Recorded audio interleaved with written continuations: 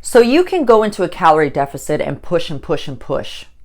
But if your body is not ready to be in that calorie deficit, you're not going to get far at all. Ultimately, it's not up to us if we're going to succeed at a fat loss. Instead, it's up to these specific systems within our body and the health of those things that's going to allow us to have a successful fat loss. So in today's video, I want to focus on the health of the thyroid and take you guys through 3 different panels that have 3 different outcomes.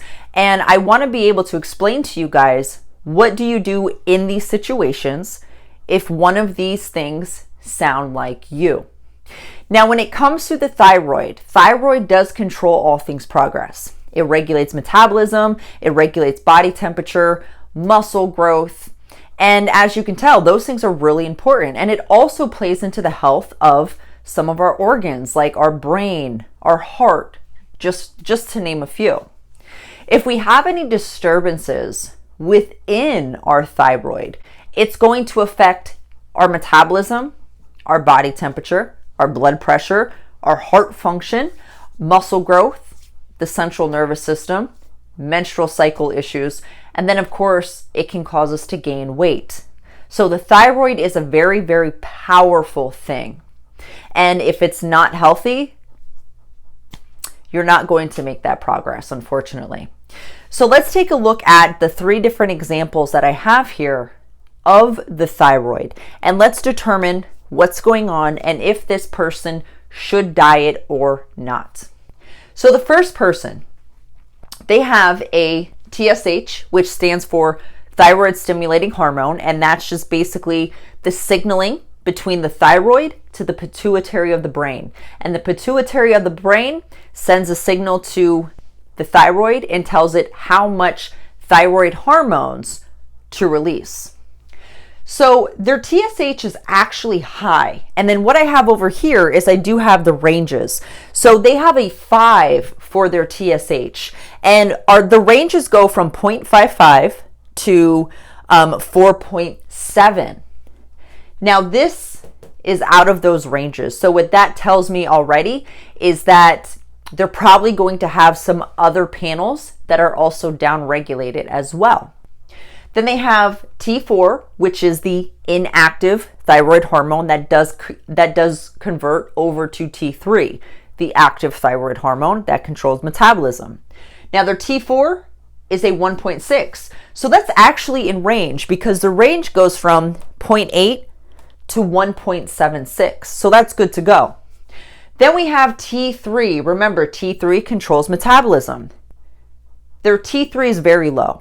So it could just be maybe there is a conversion issue. So I would want to look at their reverse T3 to see what exactly is going on. But in this case, their T3 is a 0.90, very low. So they have a low metabolism. And the panels or the ranges go from 2.3 to 4.2. So you can tell they're very, very low. The next one we have TPO, which is thyroid peroxidase, which tests for antibodies to determine if there's an autoimmune disease or not. They're at a 14. This panel needs to be less than 60. TGAB, thyroid globulin antibodies, 21. So this is good to go too, because that panel as well needs to be less than 60. So with looking at this and seeing TSH is high and T3 is low, this person has a slow metabolism. So for this individual, they're probably not going to get far within their fat loss. In fact, they may not really lose much weight at all, and it may just be painfully slow. And a lot of that has to do with their metabolism, their T3, and then also too, TSH. So in this situation, this person should not diet at all. In fact, what they should do is keep themselves out of a calorie deficit altogether. So go into maintenance, hold in maintenance, and then even consider reverse dieting where you're slowly bringing calories in, because that's also going to help drop TSH and get it into a healthy range and also increase our T3 levels. So no dieting for this person. Now the next one, their TSH is a 2.1, so that's actually within range. T4, 1.2, that's in range. T3, it looks fantastic, it's a 3. TPO, it's a 320. TGAB, it's a 103. So this right here, this is a red flag. And what this is telling me is that this person is dealing with some kind of autoimmune disease, more than likely Hashimoto's. Now, can this person try to lose weight and go into calorie deficit? They absolutely can.